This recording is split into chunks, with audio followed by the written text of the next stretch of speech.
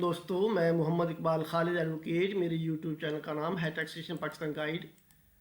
آج ہم prime minister صاحب کی طرف سے جو ایک ہسٹرک پیکیج ہے آئی ٹی انڈسٹری کے لیے، فری لانسرز کے لیے، جو اس کا اعلان کیا گیا ہے، اس پہ بات کریں گے۔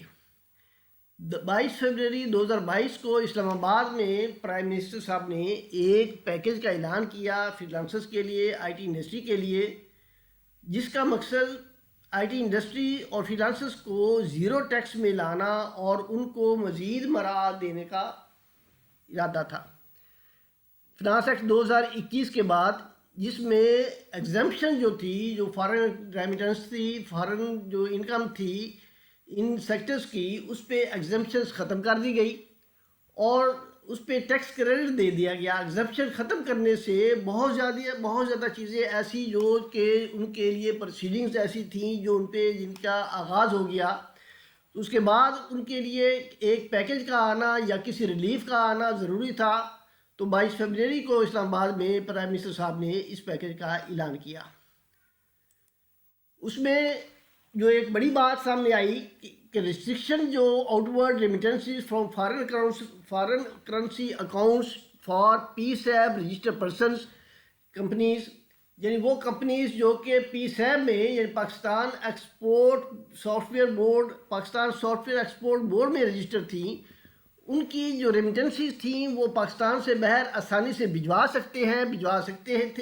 سکیں گے۔ پاسٹ میں یہ پرابلم تھی، یہ ریسٹرکشن تھی کہ وہ اس طرح نہیں کر سکتے تھے۔ Resolution of double taxation of I T sector by FBR، soft where declared as service, soft where کو سروس انڈسٹری کا نام دیا گیا، سروس کا نام دیا گیا ہے، اور اس پہ جو ڈبل ٹیکسیشن ہو رہی تھی FBR کی طرف سے اور پروونشنل اتھارٹیز کی طرف سے، وہ ختم ہو گئی۔ اب یہ جو فری لانسرز ہیں اور جو آئی ٹی انڈسٹری ہے وہ ایز اے سروس پرووائڈر کے طور پہ کام کرے گی۔ Capital gain tax of venture funding into startups, ان کے لیے ایگزمپشن کا اعلان کیا گیا ہے کہ ان کے جو کیپٹل گینز ہوں گے اس پہ کوئی ٹیکس نہیں ہوگا اور اس پہ ایگزمپشن اویلیبل ہوگی۔ Pakistan technology start up fund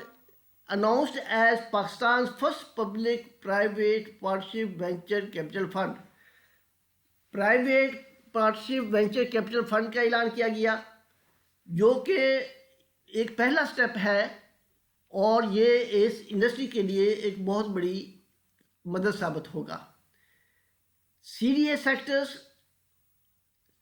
جو سیریس سیکٹرز ہیں ان کو اسپیشل ٹیکنالوجی زون کا نام دیا گیا ہے اور یہ فاسٹ ٹریک بیسس پہ کام کریں گی۔ 100% forex retention for I T enabled companies and freelancers. اس سے پہلے کہ باہر سے جو فارن ریمیٹنسز ان کو آتی تھیں آئی ٹی انڈسٹری کو اور فری لانسرز کو،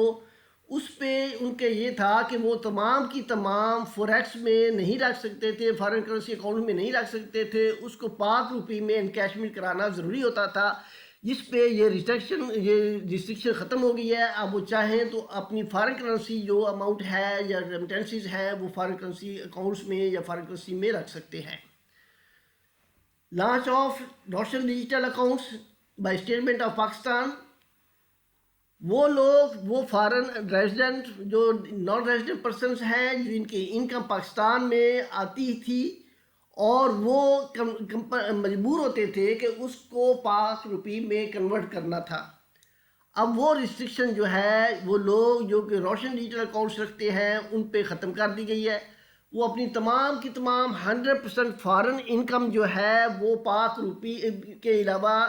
اپنی فارن کرنسی اکاؤنٹ میں رکھ سکتے ہیں، ان پہ وہ کمپلشن کنورشن کی جو تھی پاک روپی میں وہ ختم ہو گئی ہے۔ تو ایک بہت بڑی یہ ہیلپ ہے فارن کرنسی کے لیے، فارن کرنسی ہولڈرز کے لیے، اور وہ لوگ جو کہ فری لانسرز کا کام کرتے ہیں، وہ لوگ جو آئی ٹی اور آئی ٹی انیبلڈ سروسز کا کام کرتے ہیں، کمپنیز یا انڈیویجولز جو ہیں، ان کے لیے یہ ایک بہت بڑی ہیلپ ہے۔